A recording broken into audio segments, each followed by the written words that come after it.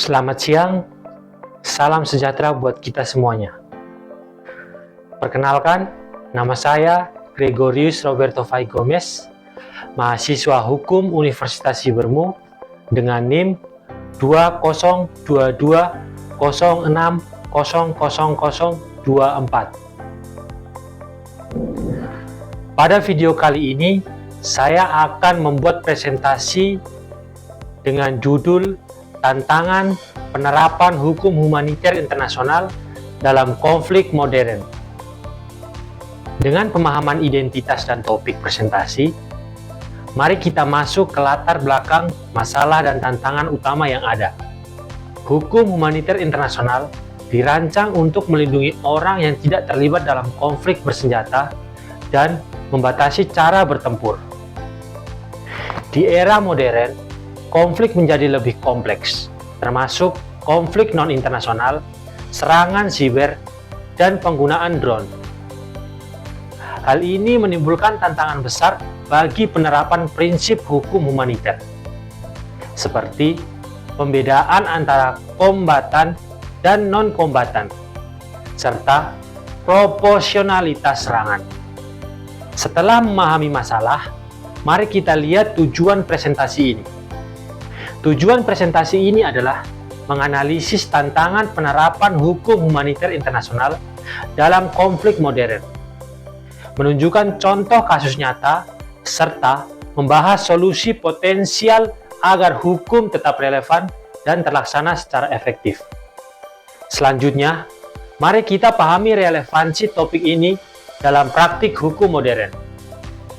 Topik ini relevan karena perkembangan teknologi dan bentuk konflik baru membuat penerapan hukum humaniter menjadi lebih sulit. Meski hukum internasional ada, menegakkannya di lapangan menghadapi berbagai kendala, terutama dalam melindungi warga sipil dan memastikan akuntabilitas pelaku pelanggaran.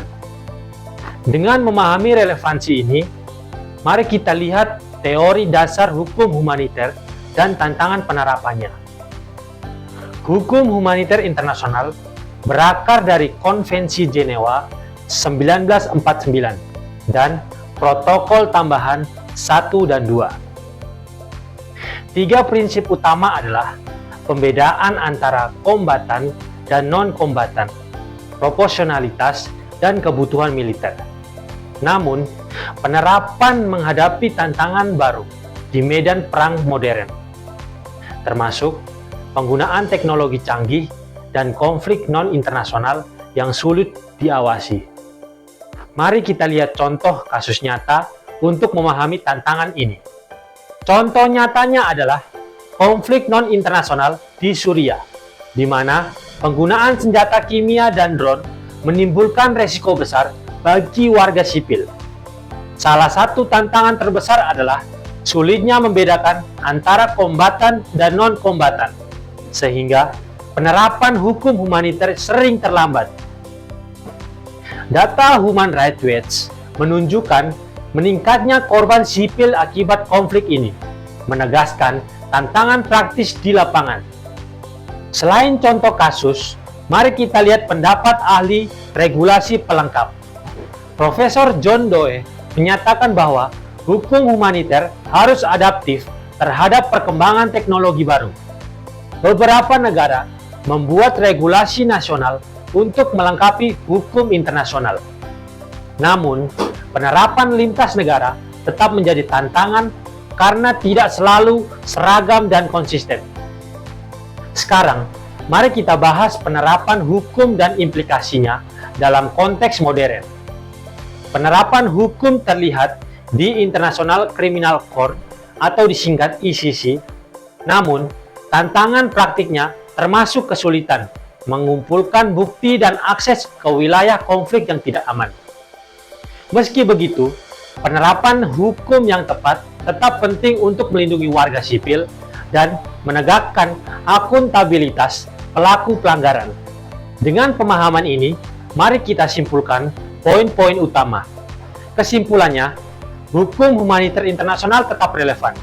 Namun, menghadapi tantangan penerapan serius, termasuk teknologi modern, konflik non-internasional, dan akuntabilitas pelaku, prinsip dasar seperti pembedaan, proporsionalitas, dan kebutuhan militer tetap menjadi pedoman utama. Berdasarkan kesimpulan tersebut, berikut beberapa rekomendasi. Negara dan organisasi internasional perlu menyesuaikan hukum humaniter dengan teknologi baru, memperkuat koordinasi internasional, dan melengkapi regulasi nasional. Pendidikan dan sosialisasi hukum humaniter juga harus ditingkatkan agar penerapannya efektif. Demikian video presentasi yang saya sampaikan. Mohon maaf jika banyak kekurangan yang belum tersampaikan. Semoga presentasi saya ini dapat bermanfaat buat kita semua. Terima kasih.